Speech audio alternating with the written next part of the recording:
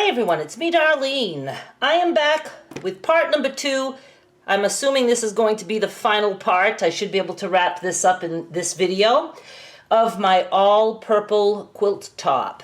I know this might be looking a little blue to you on camera, but these are purples.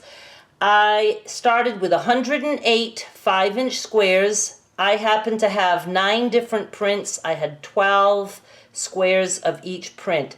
And I put them together all 2 pieces at a time. I will link to the first video in the description box. I'll put a little card up here somewhere. You can look up top. And I'll put it on the end screen. If you want to stop now, go watch that first. You can, and then come back. We started by taking all 108 squares and putting them together with just no 2 matching. Now it's a little bit trickier because now we're going to start making 4 patches. However, we need to pull 6 out because we're going to have 1 column that's just going to be 2 patches all the way down. So I'm going to pull 6 out just to make sure I don't forget. But what I will do is I'm going to go start sewing 4 patches. And when I have a few, I'm going to start laying those out just so I can see if I can do this without having any 2 colors touching. So let's see. I want a variety of the ones that I'm pulling out. I need 6. There's 4, 5, 6. Well, that one's a little bit like that. Let's see. Let's try something different here. Let's do that. 6. Now I'm just going to the machine and I'm going to sew 2 and 2 together to make a 4 patch, and I'm just going to make sure that nothing matches. You know what? I think I'm going to pull those out first just to see. So I know that I can do these 4, these together. Let me just do that for all of them. That was easy. Only at the end I had to make 1 swap to make sure that my 4 patch didn't have a matchy-matchy anywhere. Now I'm just going to go to the machine. I'm going to take 2. I'm going to decide if I want it this way, put it right sides together, or I can do it this way. And I'll just make that decision at the machine, and I am going to sew all of my sets of 2 together. I have 6 like this set aside for that final column. You know what I've decided to do so I don't have to make any decisions at the machine? I have my seams all pressed to one side.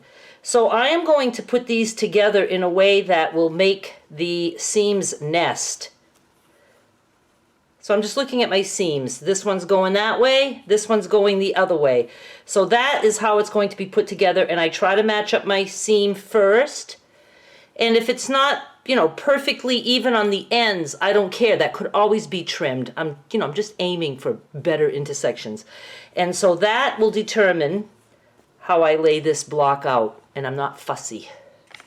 I made a bunch of 4 patches. I'm not done. I've got to tell you, I made some absolutely perfect intersections. Where are you? I can't even believe I did that. For the most part, they were all perfect. About the worst that I did is like that. It's just a little tiny bit off. And with all 1 color, it doesn't even show. But when I start sewing 4 patches together, that's when things might start shifting.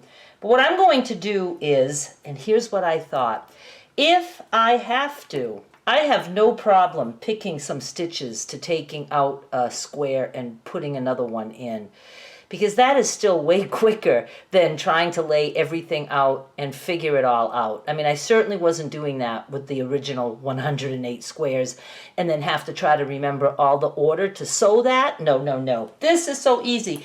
It took me about 15 minutes to make all the 2 patches, and I don't know, I probably have worked on this maybe 20 minutes, but I'm not done. I still have some to sew. But I'm going to try laying these out and just to see if I can, have them not have identical prints matching. What I'll do is I can do 2 rows, including this guy at the end, because we're going 9 wide, 12 long. So you know, this would be like 1, 2, not 9 4 patches, but 9 squares. So 1, 2, 3, 4, and then at the end we can't have a 4 patch because we just need this. So what I do, if I don't want to go, you know, put this on a bed, I have a bed, but it's covered. I'm just going to do 1 row and then the second row. And then I can take the top row off and stack them so I'll know how to sew them back together and then move the second row up, and it gives me a chance to do the third row.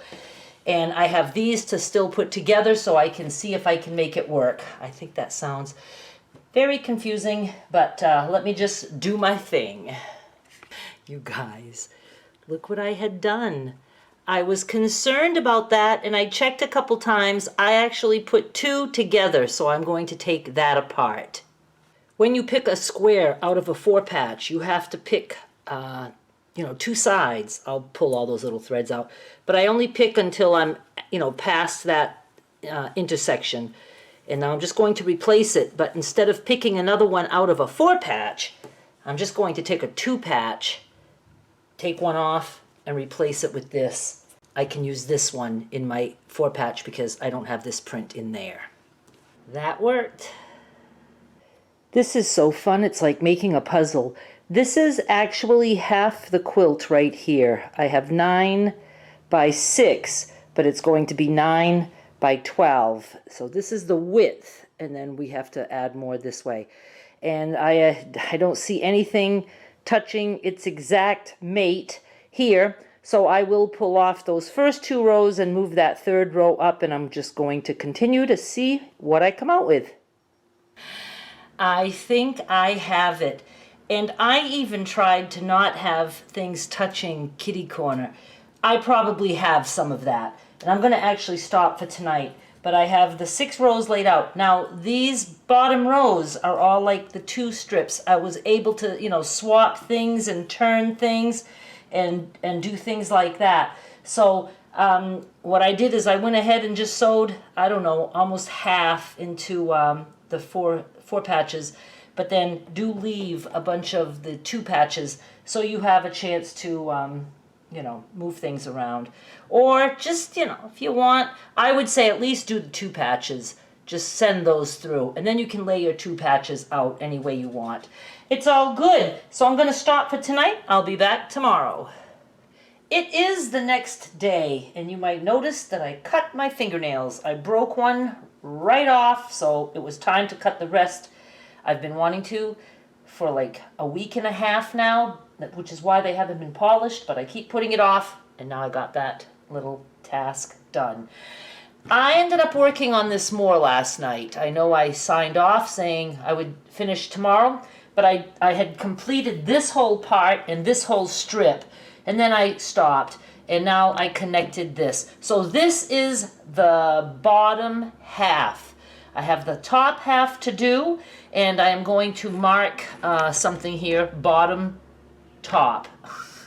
Top row of the bottom half, just so I don't get screwed up. I just use a little sticker like this. Top row, bottom. Now hopefully I stacked these the right way. I will double check.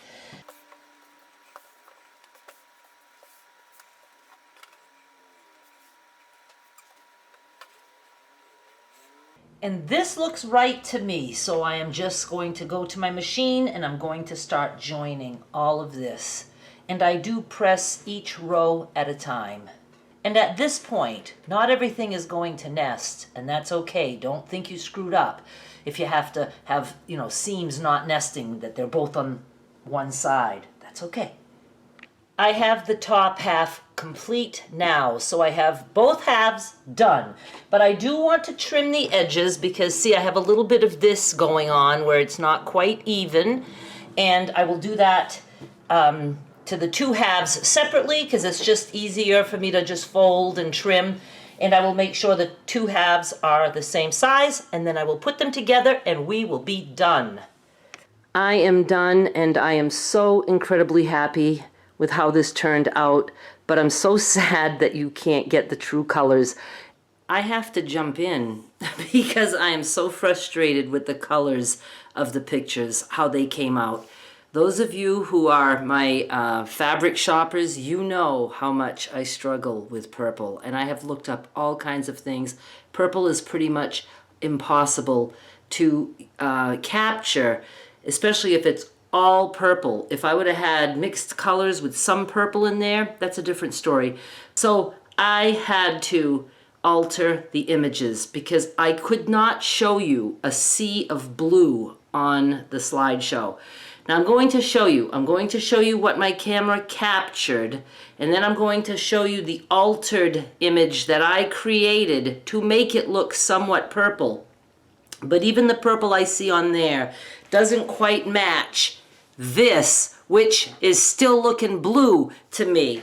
So, okay, let me just show you those two images.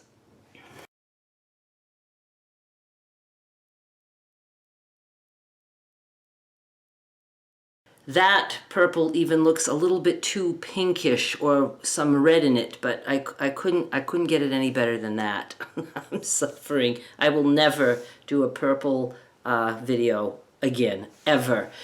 I just needed to explain that because you are not seeing true colors of anything. And this is going on eBay, and I don't want people to be like, huh? All I can say is they are shades of purple. Now let's just wrap up this video. Absolutely love one color, and I love the random placement of the blocks. I just couldn't be any happier. Okay, this one came out to be 40 wide by 53 long, and I will have this on eBay as an auction. The bidding starts at just 1 penny. Free shipping. It is for USA only, and please know it's for the top only. You have to add the batting, the backing, quilt it, all of that. It's just for the top that you're seeing right here. I just don't know what else to say. I have a lot of perfect intersections in this, and then I have some not so perfect because as the pieces get bigger, you know, things just shift a little bit, but I did a pretty good job, and I am going to show you some close-ups. So stick around for the slideshow. Thanks so much for watching. Please subscribe, and I'll be back with more soon. Bye.